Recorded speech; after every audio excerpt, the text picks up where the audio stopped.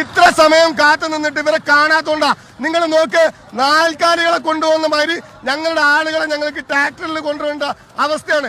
എത്ര മണിക്കൂറുകളായി മുണ്ടക്കയിൽ ഈ സമയം അതുണ്ടായിട്ട് ഫയർഫോഴ്സിന്റെ വണ്ടി വരുന്നത് 10 മിനിറ്റ് മുമ്പാ. നിങ്ങളെ ചാനലുകൾ ഇവിടുത്തെ എല്ലാവരും നാട്ടുകാരെല്ലാരും ഇവിടെ എത്തിയിട്ടും ഇപ്പോഴാണ് സർക്കാരിന്റെ സംവിധാനം ഭരണകൂടം ഇപ്പോഴാ ഒരു ഫയർഫോഴ്സ് പോലും കൊണ്ട് എത്തിക്കുന്നത്. ഈ ആളുകളെ മുഴുവൻ ഇപ്പുറത്തേക്ക് എത്തിച്ചതിന് ശേഷം എന്തിനാ ഫയർഫോഴ്സ്? ഞങ്ങൾക്ക് ഇനി അവിടെ ആരും നഷ്ടപ്പെടാനില്ല. ഞങ്ങളുടെ ആളുകളെ മുഴുവൻ ഞങ്ങൾ ഇവിടെ പുറത്തെത്തിച്ചിട്ടുണ്ട്. ചൂരമലയിലെ സാധാരണക്കാരൻ ഓന്റെ ജീവൻ പണയം വെച്ചിട്ട് പുറത്തെത്തിച്ചിട്ടുണ്ട്. അതുകൊണ്ട് ഇനി ഫയർഫോഴ്സും വേണ്ട, ഒരു ഒലക്ക് ഈ നാട്ടിലേക്ക് വേണ്ട. ഞങ്ങള് നിരന്തരം കാല് പിടിച്ചു ചോദിച്ചത് ഞങ്ങളുടെ ആളുകൾ പട്ടിണിയിലാണ്. നീലിക്കാപ്പിലും മാട്ടക്കുന്നിലും ഒക്കെ ജീവിക്കുന്ന ആളുകൾ പട്ടിണിയിലാണ്. അവർക്ക് 9,000 രൂപ നിങ്ങൾ കൊടുക്കണമെന്ന് കാല് പിടിച്ച് ഞങ്ങൾ ചോദിച്ചതാ. ഈ സർക്കാരും ഈ വില്ലേജ് ഓഫീസറും ചേർന്നിട്ട് ഇവരെന്ത് ചെയ്തു? അവർക്ക് ഇതിന് അർഹതയില്ല എന്ന് എഴുതി കൊടുത്തു. അങ്ങനെ എഴുതി കൊടുത്തതിന്റെ ഫലമായിട്ട് എന്താ, പട്ടിണി കിടക്കാൻ വഴിയിലായിട്ടാണ് ആ സാധുക്കൾ ഇന്ന് പണിക്ക് പോയത്.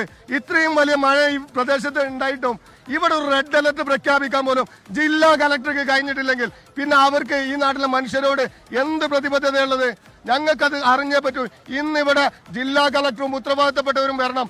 ഞങ്ങൾക്ക് പ്രഖ്യാപിച്ച സഹായം ചൂരൽമലയിലെ 3 വാർഡിലുള്ള ജനങ്ങൾക്കും പൂർണ്ണമായിട്ടും കിട്ടിയേ പറ്റുള്ളൂ. ഞങ്ങൾക്കിനി ഈ ജാതി മയത്ത് പണിക്ക് പോകാൻ കഴിയില്ല. ഈ നാട്ടിലെ ആളുകളെ അങ്ങനെ ഏതെങ്കിലും ഒരു ദുരന്തത്തിന് വിട്ടുകൊടുക്കാൻ ഞങ്ങൾ തയ്യാറല്ല.